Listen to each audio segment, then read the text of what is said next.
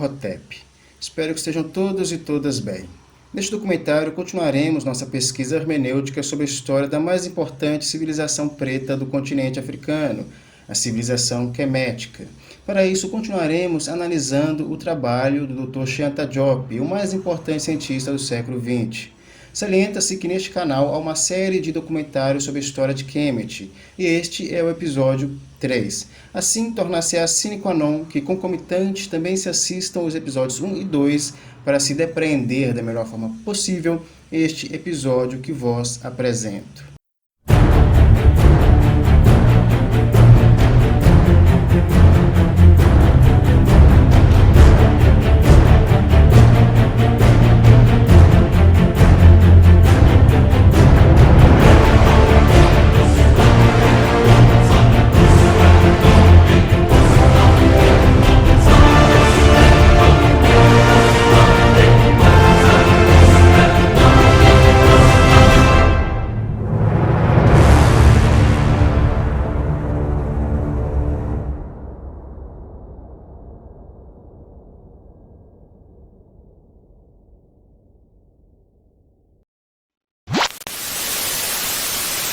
Bom, estamos sistematizando o primeiro capítulo do livro História Geral da África, África Antiga, volume 2, que foi escrito pelo Dr. Cheikh Anta Diop.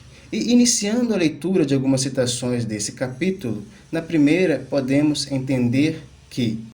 Conclusão. A A estrutura da realeza africana, em que o rei é morto, real ou simbolicamente, depois de um reinado de duração variável, em torno de 8 anos, lembra a cerimônia de regeneração do faraó através da festa de Sete. Os ritos de circuncisão já mencionados, o totemismo, as cosmogonias, a arquitetura, os instrumentos musicais, etc., também são reminiscências do Egito na cultura da África negra. A antiguidade egípcia é para a cultura africana o que é a antiguidade greco-romana para a cultura ocidental. A constituição de um corpus de ciências humanas africanas deve ter isso como base. Bom, a partir desta citação, podemos aprender que as civilizações do continente africano mantinham similaridades em cerimônias reais.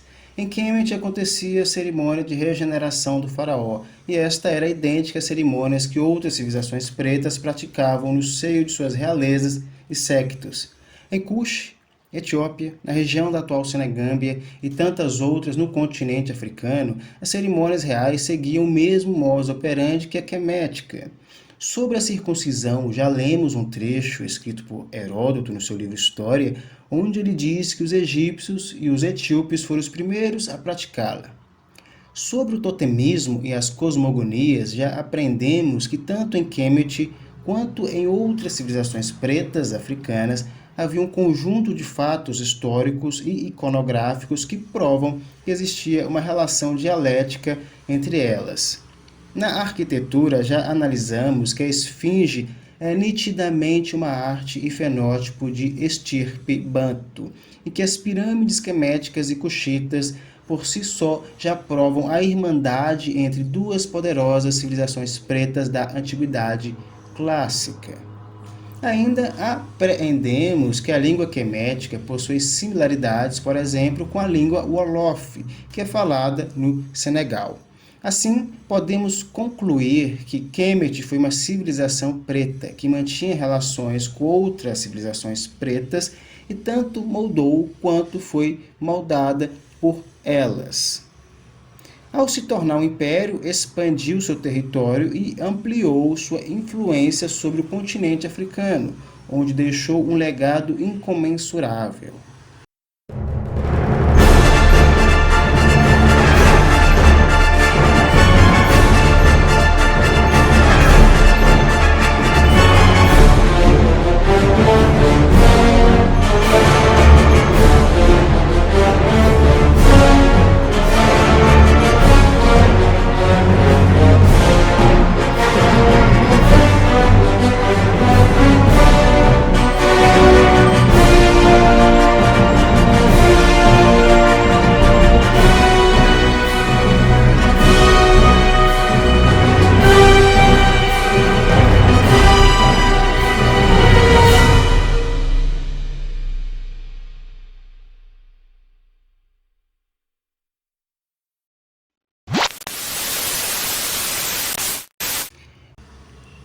Conforme o Dr. Shanta Diop, a antiguidade egípcia é para a cultura africana o que é a antiguidade greco-romana para a cultura ocidental. A constituição de um corpo de ciências humanas africanas deve ter isso como base.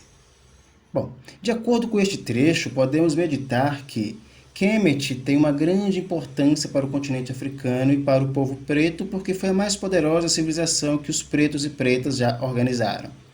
E é fato que a verdade não pode ficar sob uma cortina de fumaça forjada pelo Ocidente e pelos árabes. A verdadeira ciência já corroborou que Kemet, ou Egito, foi uma civilização originalmente preta. E de acordo com o Dr. Shanta Diop, a ciência busca a verdade e a justiça, e não paralogismos.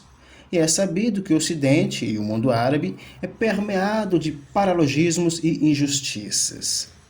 Mas, de fato, não devemos esperar que o Ocidente ou o mundo árabe apresente a verdadeira história de Kemet. Dificilmente o farão. De fato, cabe aos descendentes queméticos e africanos fazerem isso.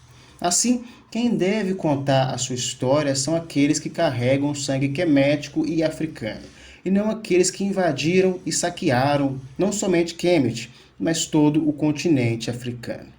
Destarte, Kemet foi para o continente africano o que a Roma e a Grécia foi para o continente europeu, porque Kemet foi o berço do continente africano, e a Grécia e a Roma foram o berço da Europa. Kemet foi a maior civilização preta do continente africano. E a Grécia e a Roma foram as maiores civilizações do continente europeu.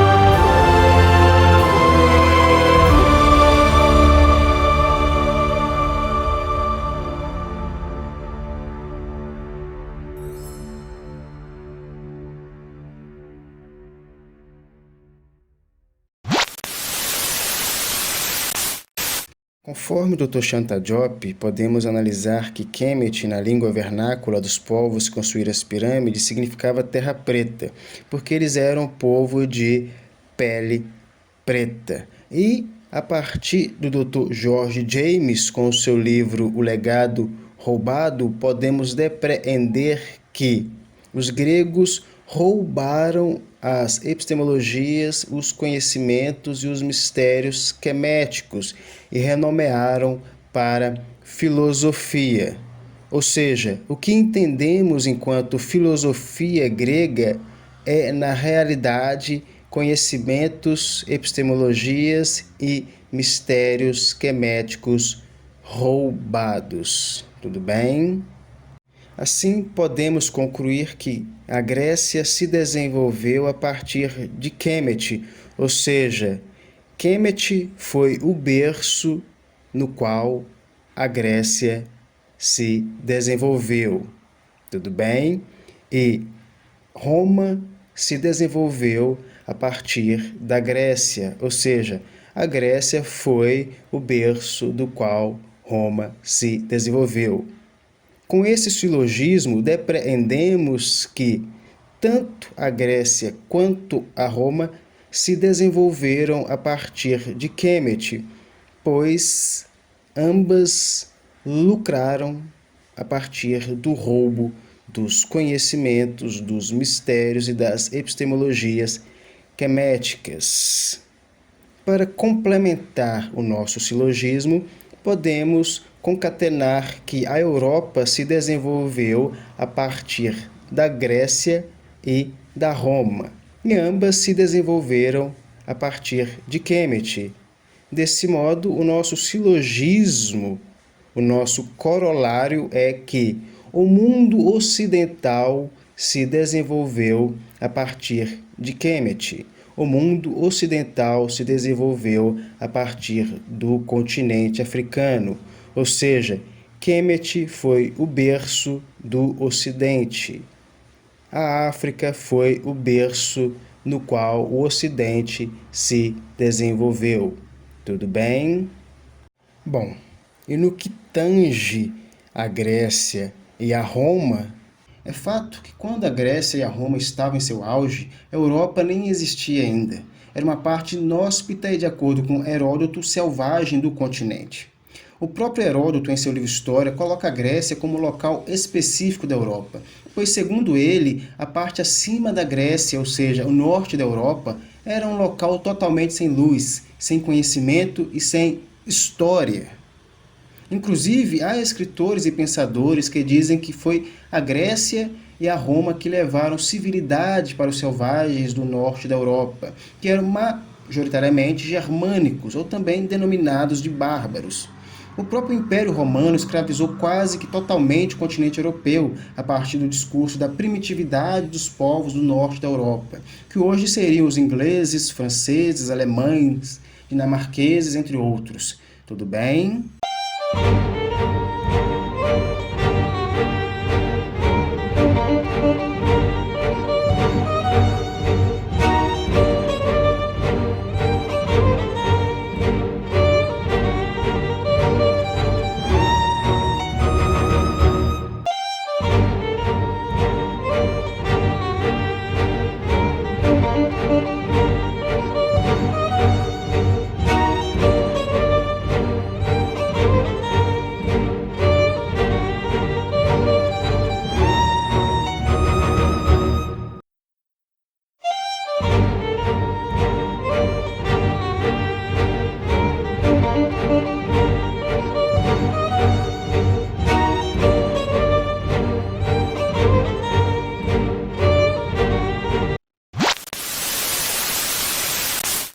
Bom, vamos analisar mais uma citação que se encontra no livro História Geral da África, África Antiga, volume 2, e ela diz que: teste de dosagem de melanina. Na prática, é possível determinar diretamente a cor da pele e, portanto, a filiação étnica dos antigos egípcios através de análises microscópicas de laboratório. Duvido que a perspicácia dos pesquisadores que se dedicaram à questão tenha ignorado essa possibilidade. A melanina, substância química responsável pela pigmentação da pele, é geralmente insolúvel e preserva-se por milhões de anos na pele dos animais fósseis. Portanto, há razões de sobra para que seja facilmente encontrada na pele das múmias egípcias, apesar da lenda persistente segundo a qual a pele das múmias tingida pelo material de embalsamento já não é suscetível de qualquer análise. Embora a melanina se localize principalmente na pele, os melanócitos que penetraram a derme no nível da epiderme, mesmo onde esta última tenha sido praticamente destruída pelos materiais de embalsamento, indicam um nível de melanina inexistente nas raças de pele branca. Bom, conforme esta citação, podemos entender que a partir da ciência é possível determinar diretamente a cor da pele e, portanto, a filiação étnica dos antigos egípcios através de análises microscópicas de laboratório. Pois a melanina, que é a substância química responsável pela pigmentação da pele e geralmente insolúvel, preserva-se por milhões de anos na pele dos animais fósseis. Mas, como analisamos durante este e outros documentários, há uma razão para que o Ocidente e o mundo árabe não use a ciência para escrever a verdadeira história de Kemet, pois a verdadeira história quemética está concatenada com o povo preto africano, e tanto o Ocidente quanto o mundo árabe escravizaram os povos pretos do continente africano e durante séculos esconderam e deturparam sua história. Desse modo, tanto para o Ocidente quanto para o mundo árabe, não seria vantajoso e nem conveniente usar a ciência a partir de análises microscópicas para determinar a filiação étnico-racial dos antigos egípcios. Mas é fato que a verdadeira ciência já provou que os queméticos ou antigos egípcios eram pretos.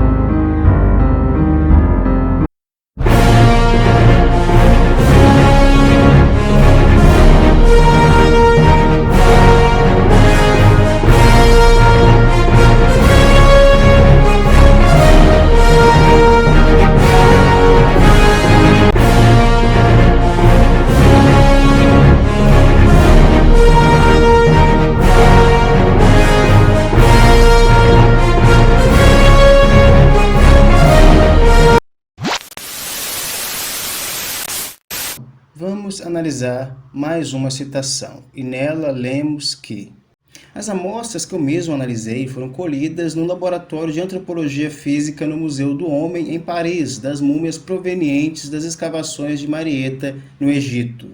O mesmo método é perfeitamente utilizável para as múmias reais de Tutmés III, Sete I e Ramsés II, do Museu do Cairo, que estão em excelente estado de conservação. Há 2 anos tenho pedido, em vão, ao curador do Museu do Cairo amostras similares para análise.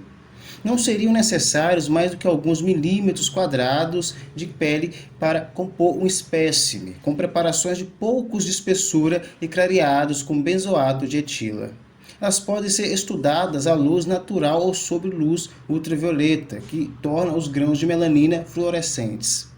De qualquer forma, queremos simplesmente afirmar que a avaliação do nível de melanina através de exames de microscópio é um método de laboratório que nos permite classificar os antigos egípcios inquestionavelmente entre as raças negras. De acordo com esta citação, entender-se-á que o próprio Dr. Shanta Diop analisou algumas amostras de múmias egípcias que foram colhidas no Laboratório de Antropologia Física no Museu do Homem, em Paris, e essas múmias eram provenientes das escavações de Marieta, no Egito. Ainda de acordo com o proeminente Dr. Shanta Diop, o mesmo método científico de análise de melanina nas múmias é perfeitamente utilizável para as múmias reais de Tutmés III, Sete I e Ramsés II, do Museu do Cairo, que estão em excelente estado de conservação. Na época de suas pesquisas, o Dr. Shanta Diop ficou 2 anos tentando ter acesso a essas múmias para fazer as análises científicas, mas o curador do Museu do Cairo não permitiu que essa pesquisa fosse realizada. Bom, aqui cabe refletirmos que ao Dr. Shanta Diop, o Museu do Cairo negou acesso às múmias para pesquisa. Mas quando pesquisadores europeus vão ao Egito, eles têm livre acesso às múmias e a diversos departamentos dos museus egípcios. E também devemos nos recordar que entre os séculos XVIII, XIX, XX e até mesmo no século XXI, foram os mesmos europeus e árabes que saquearam diversas tumbas do Egito, profanando múmias queméticas em busca de ouro e prata.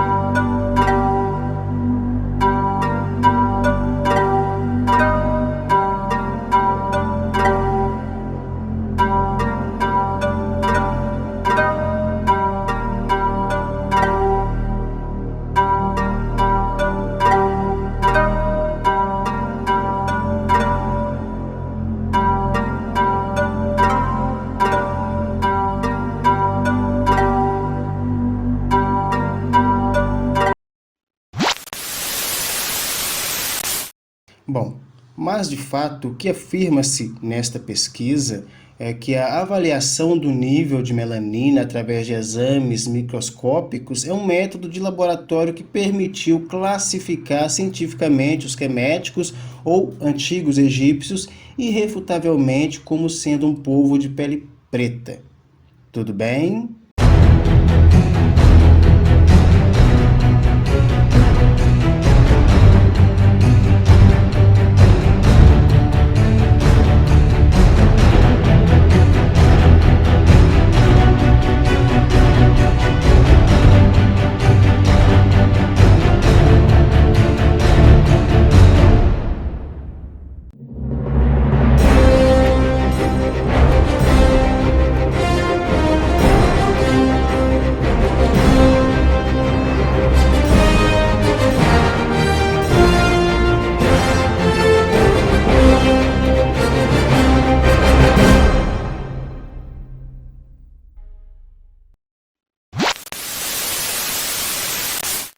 O Dr. Shanta Diop também critica a alta cúpula acadêmica ocidental por tentar distorcer e falsificar a verdade sobre a história de Kemet e seu povo preto.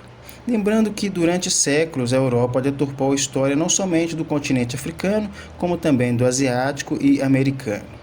E o que entendemos atualmente como Ocidente engloba as ex-colônias europeias na América e parte da Ásia, que respaldam-se sobre uma historiografia, egiptologia e antropologia racista e pseudocientífica, que nega ao povo preto o conhecimento de sua verdadeira história e ancestralidade. Tudo bem? Bom, vamos analisar mais uma citação no livro História Geral da África, África Antiga, volume 2. E ela diz que em egípcio, as palavras são normalmente seguidas de um determinante, indicando seu sentido exato. Para essa expressão particular, os egiptólogos sugerem que kami igual preto e que a cor qualifica o determinante que o segue e que significa país. Assim, eles alegam que a tradução deveria ser a terra negra, a partir da cor do limo ou o país negro, e não o país dos homens negros, como tenderíamos a interpretar hoje em dia, tendo em mente a África branca e a África negra. Talvez estejam certos, mas se aplicarmos essa regra rigorosamente a Kemet, seremos obrigados a admitir que aqui o adjetivo preto qualifica o determinante, que significa todo o povo do Egito, representado pelos dois símbolos de homem e mulher, e os três traços embaixo, designando plural. Assim, se é possível levantar alguma dúvida sobre a expressão Kami, não é possível fazê-lo no caso dos dois adjetivos de nacionalidade, Kemet e Kemetju, a menos que se esteja escolhendo os argumentos sem nenhum critério. Bom, aqui podemos analisar que para corroborar que o significado de Kemet era a terra do povo preto, em referência à cor de pele de seu povo, o Dr. Shanta Diop usa como exemplo a divisão que os próprios ocidentais fazem no que eles chamam de África branca e África negra, em que a África branca refere-se à parte ocupada pelos brancos na África, ou seja, o norte, e a África negra, a parte ocupada pelos negros na África, ou seja, o sul. Assim, a África negra e a África branca é referente à cor de pele de cada povo que ocupa essas duas regiões geográficas na África. Destarte, da mesma forma, os queméticos se intitulavam povo preto porque a cor de pele deles era preta. Tudo bem?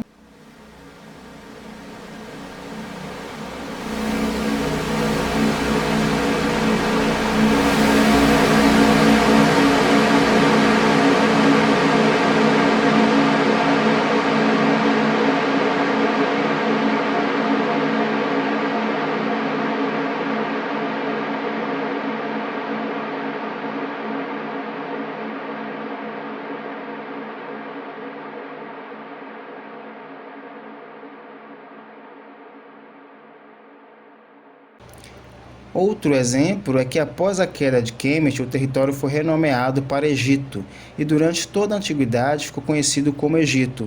Esse nome só foi alterado na modernidade, quando os árabes dominaram aquele território e o renomearam para República Árabe do Egito, porque agora quem domina o Egito são os árabes. Bom, neste átimo iremos analisar outra citação que se encontra no capítulo 1, intitulado A Origem dos Antigos Egípcios, escrito pelo Dr. Shanta Diop, no livro História Geral da África, África Antiga, volume 2. Esta citação é referente à raça egípcia segundo os autores clássicos da antiguidade. Para os escritores gregos e latinos contemporâneos dos antigos egípcios, a classificação física desses últimos não colocava problemas. Os egípcios eram negros, de lábios grossos, cabelo crespo e pernas finas. Será difícil ignorar ou subestimar a concordância entre os testemunhos apresentados pelos autores com referência a um fato físico tão evidente quanto a raça de um povo. Alguns dos testemunhos que se seguem são contundentes. Bom, a partir desta citação, poder-se apreender que diversos autores da antiguidade afirmaram que o Egito foi uma civilização preta. E neste subcapítulo, o Dr. Shanta Diop nos apresentará algumas citações de autores clássicos da antiguidade que confirmaram a origem negra dos antigos egípcios. Tudo bem? Bom, de fato, muitos povos que visitaram o Egito quando ele ainda era denominado Kemet descreveram essa civilização como a terra do povo preto. É importante salientar que Kemet era o centro do mundo antigo, com sua eminência na medicina, engenharia, biologia, estudo dos mistérios no mundo sensível, ou que os gregos usurparam e chamaram de filosofia. Os queméticos também foram seminais nos estudos astronômicos, matemáticos e físicos. Em suma, a proeminência científica em Kemet a tornou centro intelectual, espiritual, bélico, político e econômico na antiguidade.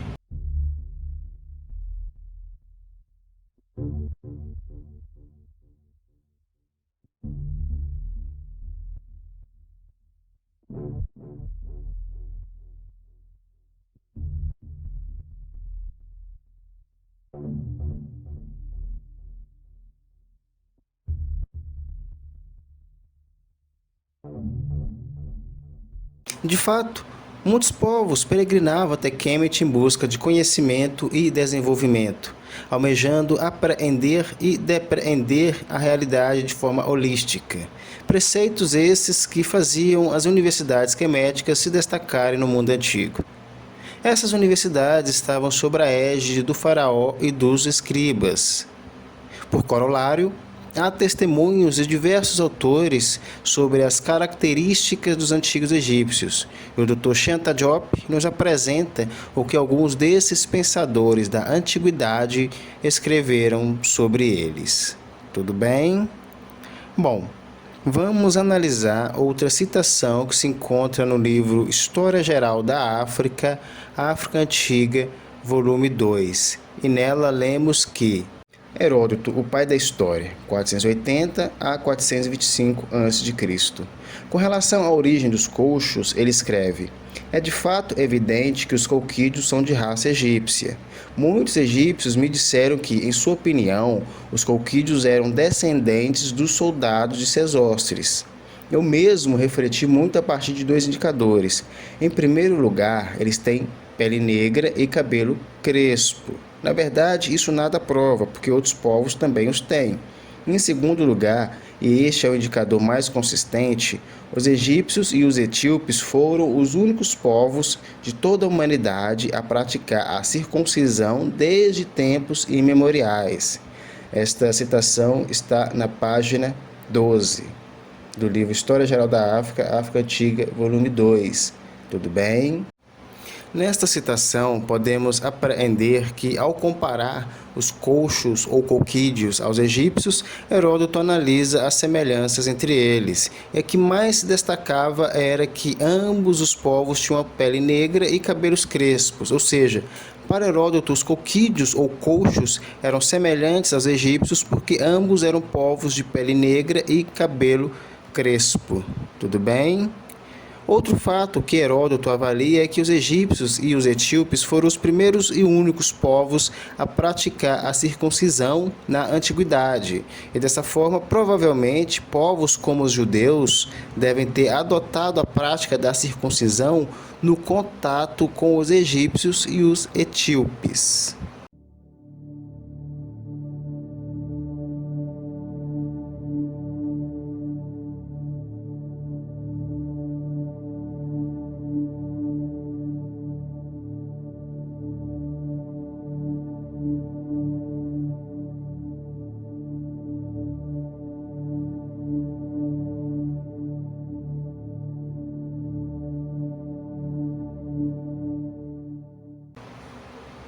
Ainda de acordo com o Dr. Shanta Diop, no século V antes da era cristã, quando Heródoto visitou o Egito, um povo de pele negra, os colchos, ainda viviam na Cólquida, no litoral armênio do Mar Negro, a leste do antigo porto de Trebizonda, cercado por nações de pele branca.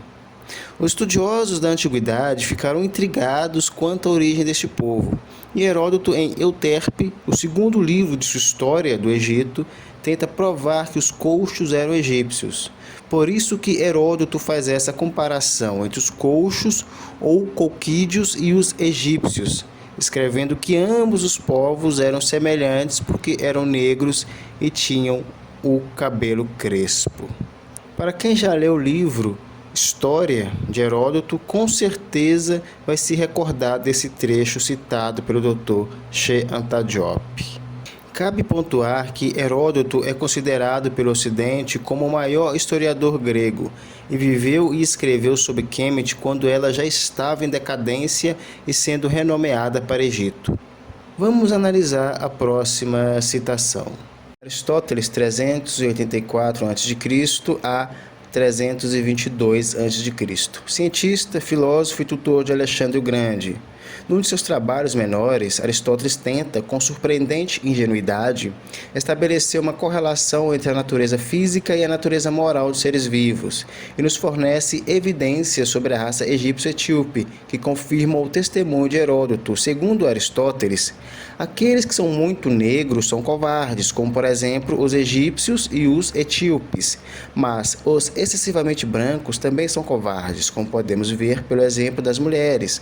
A coloração da coragem está entre o negro e o branco.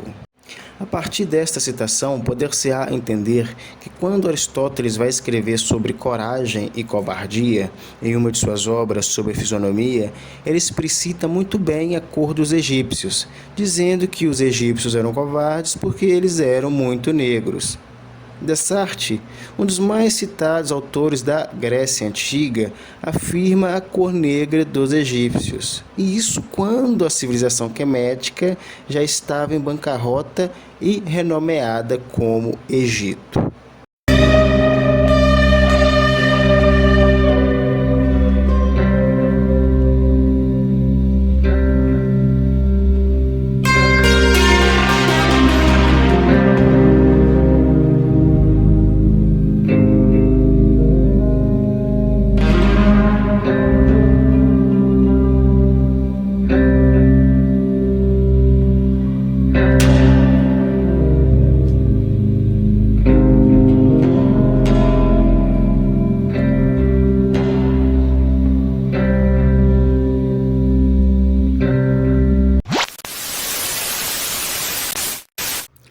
Bom, vamos analisar mais uma citação que está disponível no livro História Geral da África, África Antiga, volume 2, no capítulo 1, escrito pelo Dr. Shanta Diop.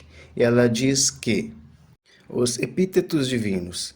Finalmente, preto ou negro é o epíteto divino invariavelmente utilizado para designar os principais deuses benfeitores do Egito, enquanto os espíritos malévolos são qualificados como desrede, que é igual vermelho.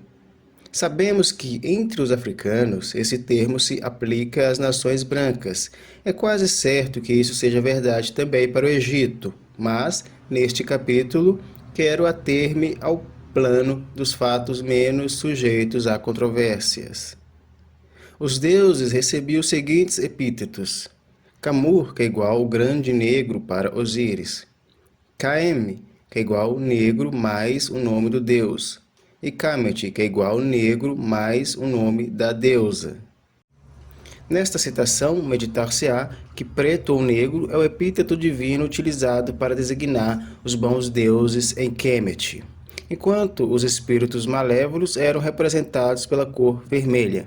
Ou seja, em Kemet a cor preta representava o bem e a cor vermelha representava o mal. Ainda segundo o Toshan Diop, sabemos que entre os africanos esse termo se aplica às nações brancas. É quase certo que isso seja verdade também para o Egito. Bom, neste trecho podemos refletir que a cor vermelha que representava os maus espíritos em Kemet era referente às nações brancas que invadiam o Império Quemético. Ou seja, os maus espíritos eram as nações brancas que invadiam a civilização quemética e eram representados pela cor vermelha.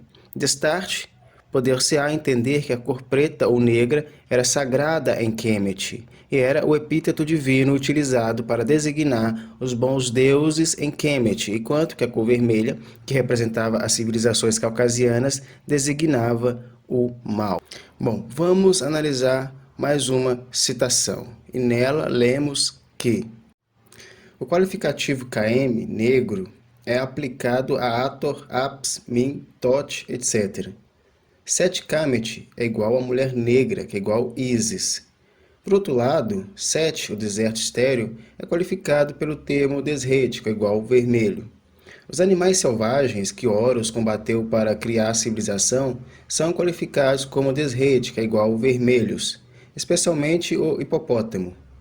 Analogamente, os seres malévolos expulsos por Tot são Des, que é igual Desretiju, que é igual os vermelhos. Esse termo é o inverso gramatical de Kemetiju, e sua construção segue a mesma regra que a da formação de Nisbés.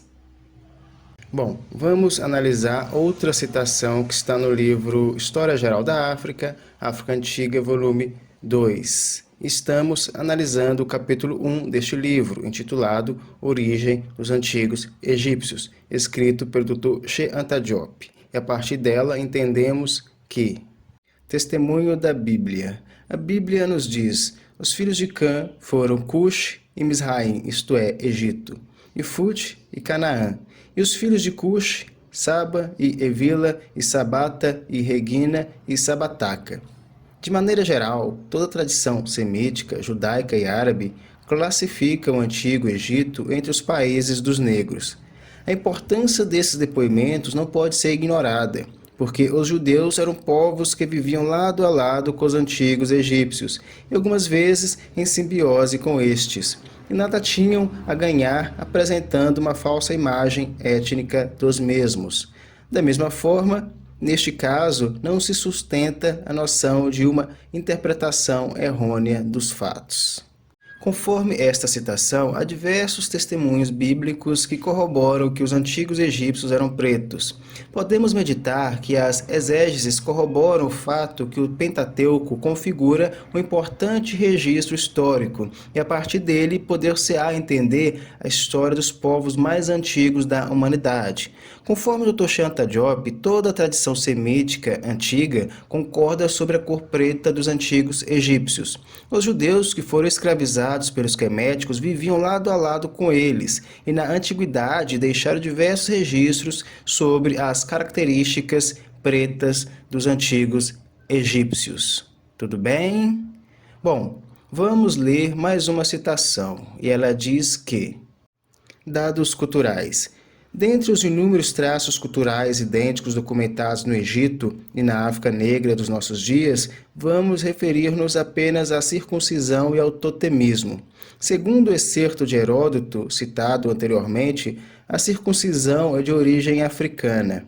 A arqueologia confirmou a opinião do pai da história. Elliot Smith pôde comprovar, a partir do exame de múmias bem conservadas, que a circuncisão já era praticada entre os egípcios em tempos que remontam à era proto-histórica, isto é, a antes de 4.000 anos antes de Cristo. Bom, de acordo com o Dr. Shanta Diop, a circuncisão é de origem quemética, ou seja, africana, e já era praticada em Kemet há mais de 4.000 anos antes de Cristo. No livro História, Heródoto corrobora este fato e, concomitante, acrescenta que os etíopes também praticavam a circuncisão, ou seja, estamos sistematizando que duas civilizações pretas, citadas pelo Dr. Shanta Diop e corroboradas por Heródoto, foram as primeiras a praticar a circuncisão.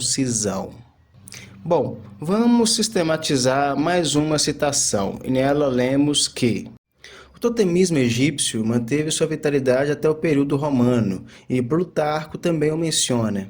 As pesquisas de Amelineal, Loret, Moret e Adolf Heineck demonstraram claramente a existência de um sistema totêmico no Egito, refutando os defensores da tese da zoolatria.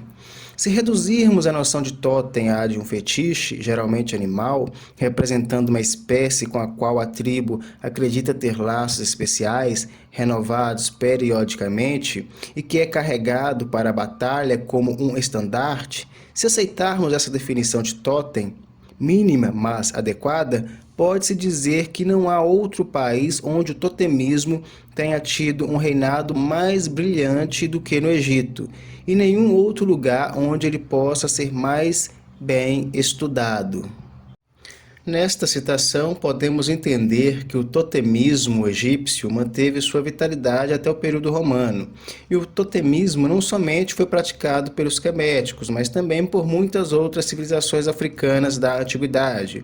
O que temos em comum é que tanto em Kemet como em outras civilizações africanas, esse totemismo mantinha semelhanças consideráveis, provando que os antigos egípcios e outras civilizações africanas mantinham não somente uma simbiose política, cultural, religiosa, mas também racial.